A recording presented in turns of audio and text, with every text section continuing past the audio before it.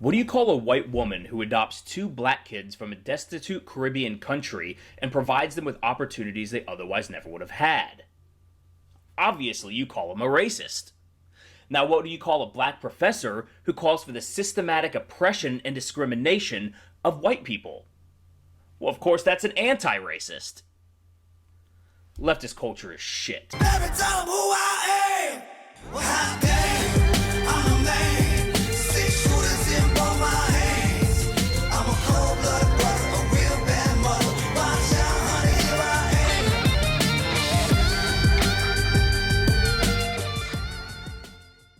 am. I'm about sick and tired of this Ibram X Kendi guy and his anti-racist acolytes who are racist. Anti-racism is racism. They just want a different outcome for who receives the brunt of racism. But this is what the left does. They change the meaning of everything. They bastardize language. All you have to do is look at Black Lives Matter. Black Lives Matter is one of the biggest misnomers of any movement in American history. Because if you talk about, oh, well, what about these black lives? What about these black lives? What about these black lives?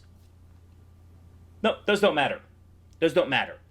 It is just a mask. They masquerade around as if they are fighting racism while doing everything racially. They view the entire world through a racial lens. And it's, if you do enough mental gymnastics, you can convince yourself that anything is anything. So you can find a way to find the racism in anything. It's almost like they're playing a racist scavenger hunt. And it's really getting ridiculous. And so we have this story from the New York Post. BU professor ripped after he implies Amy Coney Barrett is a white colonizer. And of course, this BU professor is Ibram X Kendi, the author of New York Times bestseller, How to Be an Anti-Racist. Which basically just means take whatever KKK books you can find, cross out the word black, and replace it with white, and there you go. That's how you be an anti-racist.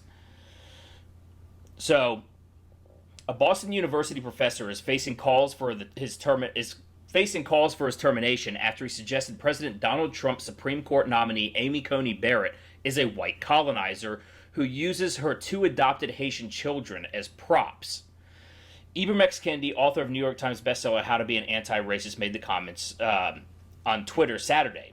He said, "Some white colonizers adopted black children," he wrote. "They civilize these savage children in their superior ways of white people while using them as props in their lifelong pictures of denial while cutting the biological parents out of these children out of the picture of humanity." First of all, pump the brakes on that rhetoric. Cutting the biological parents out of the picture of humanity?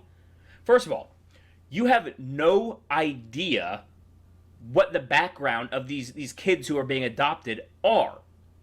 Their parents might not even be around anymore. They might have been adopted from an orphanage where they were saved from an absolute life of destitution. And, so they civilize these savage children. What's interesting is I think that Ibram X Kendi actually hates black people. I think he hates himself for being black. That's why you see he's projecting everything, all of his own self-loathing onto other people. Now, that's just my guess. Because I just can't come up with any other reason why they can look at people. I guess I'm playing a little bit of his game here, where he just looks at somebody and makes an assumption out of them, out of their situation, without knowing a single thing about them. The problem is we've heard enough from Ibram X Kendi to know where he actually stands, and they like to talk about internalized racism. First of all, I don't really understand what internalized racism is. They did it with the Proud Boys. They were talking about how the Proud Boys was a white supremacist group, despite the fact that it's made up of people of all backgrounds, all walks of life, all ethnicities. And when that came out, they talked about the rise of minorities joining white supremacist movements and how it was internalized racism. I think the real example of internalized racism is when you look at a white person and think that they are thinking exactly of you as being savage or inferior. I think that might be the true manifestation of internalized racism. And then they push it out against white people as sort of a defense mechanism. Now, again, this is just me guessing and prognosticating. I don't know. I can't really get inside the head of what these people think. But Kendi was responding to a since-deleted tweet showing a woman who has since been identified as Barrett's sister, Carrie, not Barrett herself, holding two children, according to the Daily Mail. And of course, we have Ibram X Kendi here, and he just looks like a bitter, spiteful man. With two adopted children from Haiti, it is going to be interesting to watch the Democrats try to smear Amy Coney Barrett as racist, the tweet said, posted by Tea Party Patriots co-founder Jenny Beth Martin. And so that's when Ibram X Kendi responded that, essentially, even if you do that, you're racist. And another thing that might be interesting coming from here is it's going to start shining a light on Haitian adoptions. And what was that lady's name? Laura Silsby, I believe it was. Worked for the Clinton Foundation.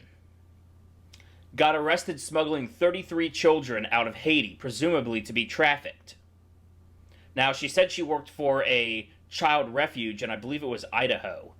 But there was no documentation, and apparently these kids were just stolen from their parents. So while I do think we certainly need to look at the adoption practices from places like Haiti, I don't think it's the Amy Coney Barretts of the world that you have to worry about. I think it's going to be from the human traffickers, and there is likely ties to the Clinton Foundation. And we saw actually a Fox News report. I wish I had it pulled up. I didn't think of it until just this moment, where they talked about a look into the Clinton Foundation revealed crimes against children and crimes against humanity. And the Clintons got, I think it was like, I forget exactly how much money it was, hundreds of millions of dollars. And all they did was build 6 houses in Haiti. Like six little houses.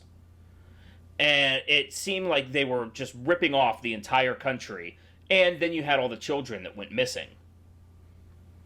So, hopefully, some by some roundabout way or another, all this talk about Amy Coney Barrett and her 2 Haitian children, while I don't think she deserves any criticism for it, and we don't have any evidence that she should, I do hope that it does shine a spotlight on some of these practices that we're seeing, and likely sparks a little interest about what the Clinton Foundation was doing in Haiti.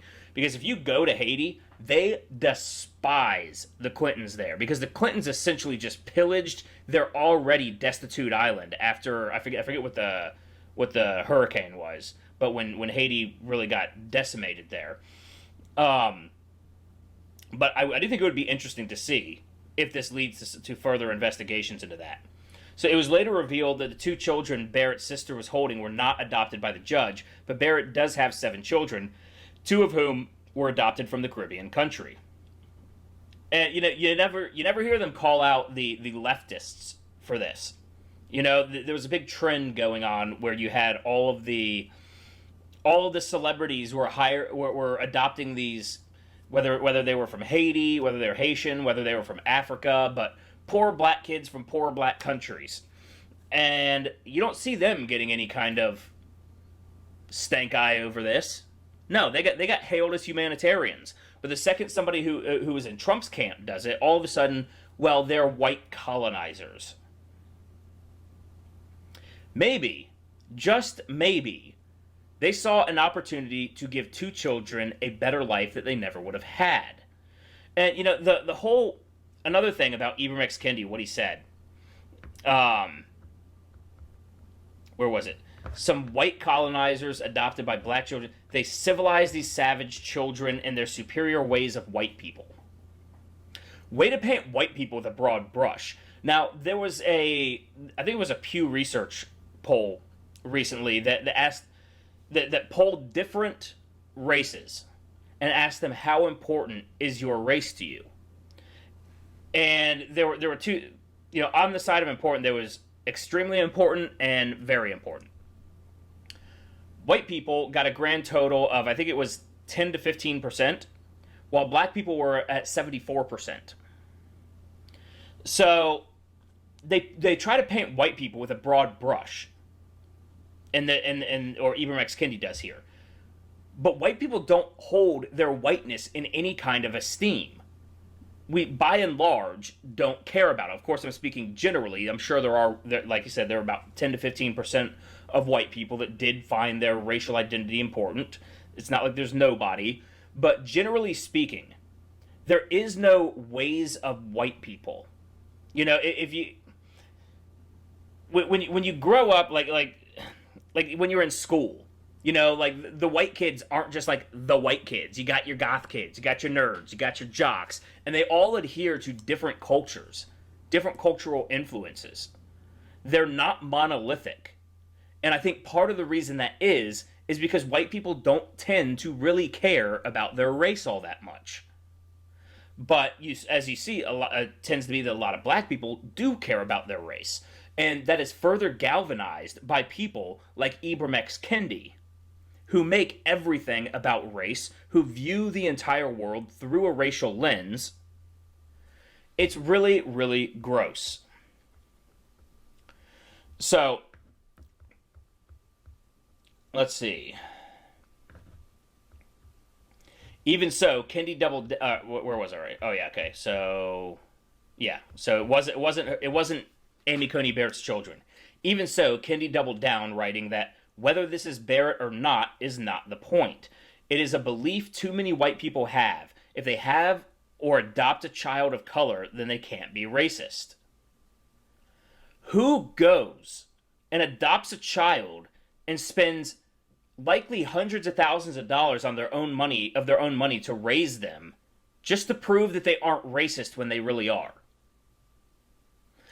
And like I said, when you do enough mental gymnastics, you can find a way to rationalize anything as racist. And that's what these anti-racists love to do. They love to comb through everything and see what kind of mental gymnastics they can do to find the racism in it. If you look for it, you're going to find it because you're going to invent it in your mind. But critics were quick to slam Kendi's argument. So I want to know what these people think Amy Coney Barrett's sinister motive could be to adopt kids from Haiti, wrote journalist Jonah Goldberg from conservative outlet The Dispatch.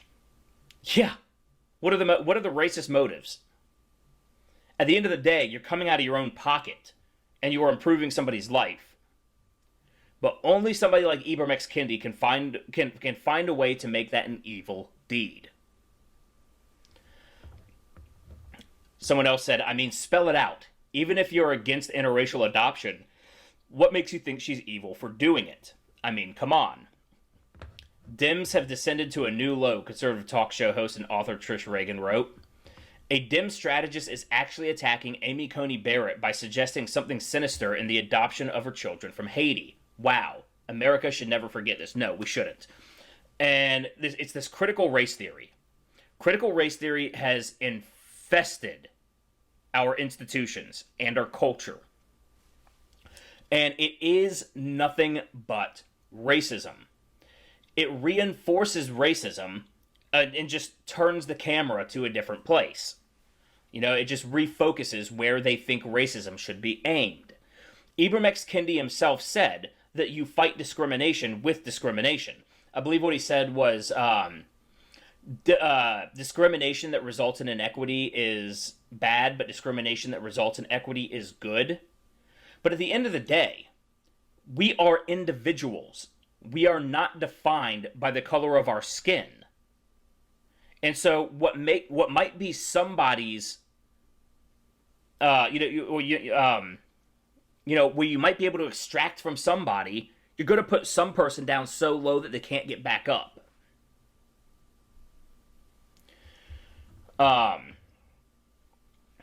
So, list of bad things about Amy Coney Barrett. 1, she's a devout Catholic. 2, 2 of her children were adopted from Haiti. Another person said in a tongue-in-cheek post, "The monster." Several even called for his firing from Boston University. Anti-racist? Twitter user John Ramos wrote, "How ironic. Ibram Kendi is brainwashing young people with vile falsehoods and anti-white sentiment. Boston University should fire Kendi, but they won't. Black privilege, perhaps? If he were white, he'd be gone immediately for such racist vitriol." Yes, that's absolutely true. If he was white, he would be gone without forgiveness. He would be extricated from polite society, have his name dragged through the mud so they'd likely never get a job anywhere else ever again. But Ibram X. Kendi gets to spout all this and gets praised for it. Gets to be a #1 bestseller for it. You know, so let's see. Ibram X. Kendi paints whites with a broad racist brush. Yeah. Even where there are no facts to support his claim. Holly Mathis posted. Boston University supports a virulent black racist professor. Enough is enough. Yeah, and he doesn't need facts. That's the whole point. And you see this generally with the left. When it comes to their accusations about anything, like all the accusations they paint about Donald Trump, he's ruining democracy, and he's literally Hitler, and he's turning the world into turning the country into a fascist neo-Nazi state. It's like, okay, well, can you give me some details? Racist! They always make these broad accusations without talking about the specifics that back them up. And the reason they do that is because they don't have the specifics that back them up. They're just lemmings, all falling off the cliff one after another. For a lot of you guys, that was probably a dated reference. I don't know if you guys remember that game Lemmings. When I was a little kid. So, let's see. Boston University professor should be dismissed for calling Amy Coney Barrett a white colonizer who is using her 2 adopted Haitian children as props. The page breach of trust tweeted. The ones who claim to be oppressed are proving to be the most oppressive, hate-filled humans. Yes, that is very, very true. Very, very true. What does he know about her intention? How can he know that he is using the kid, or how can he know that she is using the kids as props? You don't toss around accusations all willy-nilly. You just don't do that. But the left has no problem doing that. Because to them it's ideological. It's actually religious at this point. They have this infected mob mentality where they cannot actually parse out a coherent thought, and because of that, they just point and scream wildly into the wind. Racist, racist, racist, racist. Oppression! And that's them. That's them at this point. Boston University did not immediately respond to a phone call and email request for comment. Others on social media backed Kendi and echoed his concerns. Not sure how much I care about the people backing his concerns because they're so ludicrous. So somebody goes, as an adoptee, I need to know more about the circumstance of how Amy Coney Barrett came to adopt her children and the treatment of them since. Transracial adoption is fraught with trauma and potential for harm, and everything I see here is deeply concerning. Next Gen America's John Lee Brower, I guess, wrote in a tweet that has since been made private, according to the Daily Mail. Now, you know what else is potentially harmful? Letting children grow up in destitution and poverty in war-torn countries. You think that's not wrought with trauma? I think it probably is. These people don't think. They don't look at the other side of what their initial knee-jerk impulse reaction is. And then they come to these ludicrous conclusions that any regular person just think and say, doesn't sound right. Did you think about this? Did you think about that? No, we don't have to. Because we found the one thing that we can complain about and make it sound racist, and that's now the totality of the story. It's the way these people operate. So, hello, I am one of those black kids adopted by white parents. My parents are racist. Try asking those of us who are living it. But what does racist even mean at this point? Because they've changed the definition. I mean, you can just have a political disagreement with somebody, and all of a sudden that's racist. You get these people that imbue racism out of anything they possibly can, and then they project that onto a person, saying, all right, well, now that person's racist. So this person is literally out there calling their own parents racist. Somebody who adopted them. Now, of course, I'm sure there are sinister people out there, but I don't know. I mean, I can't take this. I can't take this at face value. They've ruined that. They have lost all good faith and lost all trust by the just rabid approach to their fight against racism. So Kendi also tweeted in his own defense, I'm challenging the idea that white parents of kids of color are inherently not racist, and the bots completely change what I'm trying to say, or what I'm saying to white parents of kids of color are inherently racist, he wrote. The bots. I'm sure we've all been called a bot before. You know, likely a Russian bot. He just dropped the word Russian here, but that's clearly what this is, what this harkens back to. So these live and fake bots are good at their propaganda. Let's not argue with them. Really, we're good at our propaganda. What do you call what you're doing, Ibram X. Kendi? You don't think that's propaganda? And of course, you don't want to argue with us because you know that your arguments cannot actually withhold or withstand a rigorous debate. They don't hold water. That's why you see when you go to a leftist rally, they shut down any conversation. They don't want to have it. Because they know deep down that their ideology is twisted, flawed, incoherent, and downright vile. And they are afraid of having that exposed. And so what do? They shut it down. They don't argue with them. They don't debate them. They don't have the conversation. And, you know, Trump's been fighting this stuff, this critical race theory. But, man, I'm hoping it's not too little too late. Because this stuff has just swept through our culture like a tsunami. And it really could be the downfall of our culture, of our country. So, anyways, guys, please don't forget to like the video. Subscribe to the channel if you haven't already. Hit that notification bell. Share this video. Word of mouth is about the only way that I can spread. And I'm trying to get the message out here, let people know what's going on. Also, follow me on Facebook, Twitter, Instagram, and Parler at Ram Thorburn. And if you are interested in contributing to the channel, there are links to my Subscribe Star, Patreon, and PayPal down in the description below. Anyways, guys, thank you for watching, and I hope you have a wonderful day.